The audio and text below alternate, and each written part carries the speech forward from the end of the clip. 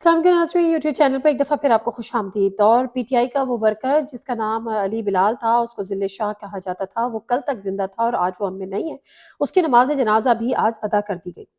آج جب مریم نواز صاحبہ ایک تقریب سے خطاب فرما رہی تھی تو انہوں نے کہا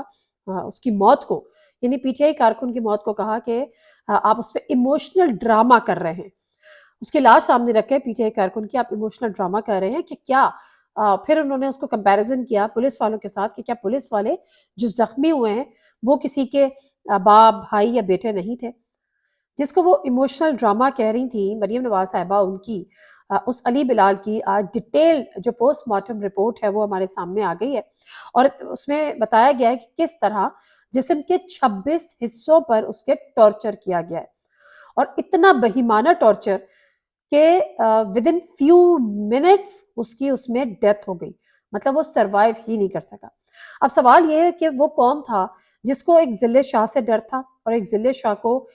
قتل کرنا، اس پہ تشدد کرنا، اس کو اس طرح سے مار دینا، کیا پیغام تھا؟ اور اس کے پیچھے مقاصد کیا تھے؟ کیا مقاصد یہ تھے کہ آپ خوف و ہراس کی فضا پیدا کریں؟ کیا مقاصد یہ تھے کہ زمان پارک پہ کارکنوں کو جانے سے ڈرایا جائے، دھمکایا جائے، اور ایک مثال بنا کر اس کی موت کو ایسے پیش کیا جائے کہ اگلی جو پی ٹی آئی کے کارکن ہیں جو وہاں جا کے خان کی حفاظت کے لیے یا زمان پارک کے باہر بیٹھے ہوتے ہیں، وہ جانے سے پہلے 4 دفعہ سوچیں یا ڈریں۔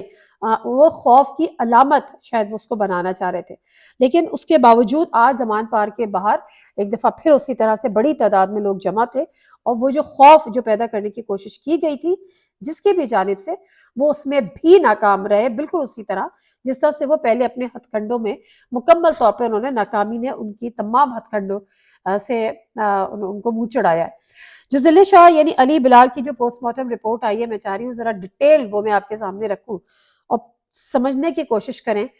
کہ ہم یہ کون لوگ ہیں، کس اسٹیٹ آف مائنڈ میں یہ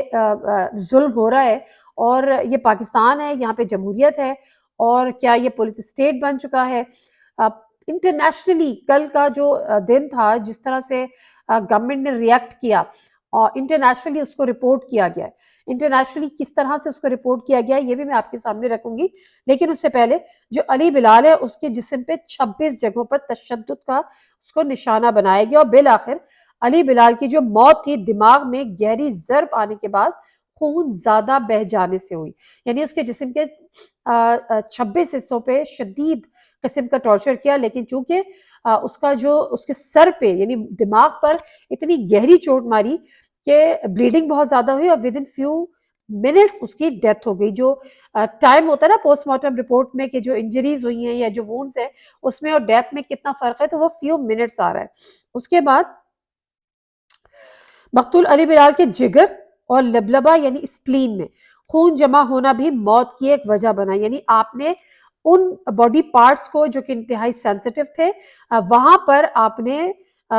چوٹیں لگائیں، جس کی وجہ سے جو اسپلین اور اس کا جو جگر وہ وہاں پر خون جمع ہوا۔ اس کے بعد دماغ میں خون جمع ہونے سے علی بلال کا بلڈ پریشر انتہائی کم ہو گیا۔ علی بلال کے جسم کے حساس اعضاء پر بھی تشدد کیا گیا۔ علی بلال کی کھوپڑی کا ایک حصہ بری طرح متاثر ہوا۔ مجھے سمجھ میں نہیں آیا کہ یہ جو اس کے بعد جب پوسٹ مارٹم رپورٹ ہے، میں وہ تصویر میں ناظرین کو ذرا دکھانا چاہتی ہوں۔ یہ اگر آپ اس کو، یہ کیمرہ اس کو کیپچر نہیں کر پا رہا ہے، لیکن بہرحال یہ جو باڈی پارٹ جس طرح سے دکھائے گئے ہیں، اس کے صرف اگر ہم فیس لے لیں تو 1 2 3 4 5 6 7 اس کی ناک پر اس کا یہ ایریا، اس کا آئی برو کا ایریا، اس کی یہ سائڈ پہ کن پٹی، اس کا یہ دماغ، انڈر آئے، اس کے بعد یہ والی انڈر آئے، یہ ایریا، یعنی کل ملا کر 4 5 6 7 جگہوں پہ فیس پہ صرف اس ایریا میں 5 جگہوں پہ تشدد کیا گیا۔ اس کے بعد اس کے چیسٹ پر، اس کے کوہنی پر، اس کی رسٹ پر، اس کی ہتھیلی پر، اس کے پیٹ پر، اس کی تھائز پر، اور اسی طرح سے اس کے نیز پر، اس کے اینکل پر، اور پھر اس کے فیٹ پر، ٹھیک ہے؟ یہ جو فرنٹ، اس کے بعد بیک جو اس کی پوسٹ مارٹم رپورٹ ہے. میں چاہ رہی تھی پکچر آپ کے سامنے آ سکے لیکن میری ٹویٹ پر یہ ہے، اگر آپ ویسے بھی اویلیبل ہے سوشل میڈیا پہ. اسی طرح سے اگر آپ بیک پوشن دیکھیں تو اس کے دونوں شولڈرز اور اس کی ریسٹ، اس کی نی، سوری اینکلز، اور اس کے بعد اس کی ہتھیلی رائٹ اور لیفٹ دونوں. تو یہاں پر اس کو چوٹیں لگائی گئی جس کی وجہ سے وہ سروائیو نہیں کر سکا اور فوری طور پر اس کی ڈیتھ ہو گئی. اب یہ ہے معاملہ اس شخص کا.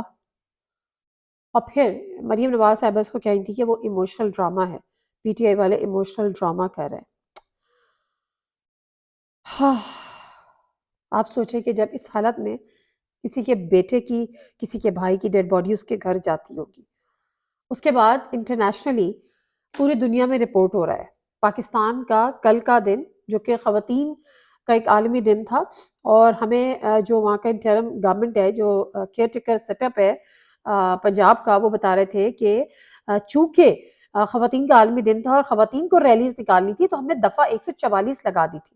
آپ تصور کریں کہ خواتین کی ریلی یا جو خواتین کے عالمی دن پہ جو خواتین نے ریلی نکالی تھی وہ کتنی بڑی تھریٹ تھی اس گورنمنٹ کے لیے کہ آپ نے دفعہ 144 لگا دی. پہلے کہہ رہے تھے پی ایس ایل کے لیے، اب وہ دفعہ 144 ہٹ گئی ہے اور ایک دفعہ پھر خان نے کہا ہے کہ وہ سامنے آئیں گے. اچھا، اس کے بعد جو انٹرنیشنلی اس کو رپورٹ کیا گیا، خلیج ٹائمز انہوں نے لکھا کہ Pakistani police use water cannon tear gas on Khan rally. اس کے بعد Washington Post, the Washington Post سے ریلیز ہوا، Pakistani police use water cannons tear gas on Khan's rally. Hindustan Times نے کیا، اے پی نے کیا، عرب نیوز نے کیا. ایمنسٹی انٹرنیشنل پہ ہوا کہ blanket ban on critical speeches disturbing demonstration of threat to freedom of expression. ہم ویسے ہی بڑے جس کو کہتے ہیں چاہیے نا کہ ہم بڑا نام ہے ہمارا، بڑے مشہور ہیں، Voice of America, and then the Indian Express, Al Arabiya news, Peninsula, Al Jazeera, the Economic Times, the Independent, اور یہ ہے ٹی ایچ ون کیرل ایس پولیس یوز. اچھا، اس کے بعد آپ دلچسپ بات یہ دیکھیں، یہ ہوا اس کے بعد جب یہ چیزیں آئیں، عمران خان نے ٹویٹ کیا، پی ٹی آئی کے ورکرز نے، پی ٹی آئی کے رہنماؤں نے شور ڈالا، تو فوری طور پر ایک دہشت گردی کا مقدمہ اور اس کے قتل کا مقدمہ دفعہ 302 کے ساتھ عمران خان کے اوپر لگا دیا، پی ٹی آئی کے رہنماؤں کے اوپر لگا دیا. پھر یہ ہوا کہ جو ٹویٹ کی گئی ہے عمران خان کی طرف سے ضلع شاہ کی جو ویژولز فوٹیج ویڈیو، وہ اس وقت کی ہے جب جیل بھرو تحریک کی. پھر یہ بھی الٹا پڑا، منہ پہ سب کے تماچے پڑے جب پی این این کے ایک رپورٹر نے کہا کہ جی میں جب وہ گاڑی میں تھا تو میں نے اس کا انٹرویو کیا تھا، وہ پرزنر وین میں تھا. ایک اور پی ٹی آئی کا کارکن جس نے کہا کہ اس نے میرے فون سے اپنے والد کو بتایا تھا کہ جی مجھے گرفتار کر لیا گیا، وہ پرزنر وین میں تھا، اس کا انٹرویو آیا. تو بہرحال سوال یہ ہے کہ وہ کون ہے جو کسی کو اس حد تک لے جا کر، اس حد تک مار کر، اگر آپ کو کسی کو مارنا ہے آپ اس کو گولی مار دیں، ختم کر دیں. اور بہرحال اس کے بعد اس کو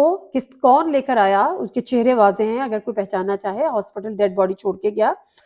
بلیک شیدیگو. اور جب جس ڈاکٹر نے ریسیو کی، اس نے جب یہ بتایا میڈیا کو کہ جی جب اس کو ریسیو کیا گیا تو اس کی ڈیتھ ہو چکی تھی، شاید وہ پولیس والوں کی طرف سے اس کو پولیس والے اس کو چھوڑ کے گئے تھے، تو اس ڈاکٹر کا فوری طور پہ ٹرانسفر کر دیا. مطلب اتنا اوپنلی، اتنی ڈھٹائی کے ساتھ، اتنی دیدہ دلیری کے ساتھ یہ تمام وارداتیں کی جا رہی ہیں اس ملک میں، کیونکہ یہ پتا ہے کہ یہاں پر کوئی پرسان حال نہیں ہے، کوئی پوچھنے والا نہیں ہے. اور دیگر اداروں کو تو چھوڑ دیں، خود سیاسی جماعتیں جب تک وہ آپ کے اوپر نہیں بیتتی آپ آواز نہیں اٹھاتے. مریم نواز صاحبہ آج اس کو ایموشنل ڈرامہ کہہ رہی ہیں، اور کل اللہ نہ کرے، کیونکہ آج ان کی پارٹی کا شمار ان میں ہوتا ہے جن کو اسٹیبلشمنٹ کی آشیرواد حاصل ہے. کل جب ایسا نہیں ہوگا، جب ان کو اسٹیبلشمنٹ کا کاندھا یا بیساکھی میسر نہیں ہوگی اور ان کے اندر کسی کے ساتھ، کسی بھی ان کے کارکن پر اس قسم کا ظلم ہوتا ہے، ایسا تشدد ہوتا ہے، ایسا اس کو مارا جاتا ہے، اس کو قتل کیا جاتا ہے، اس کو جان سے مارا جاتا ہے،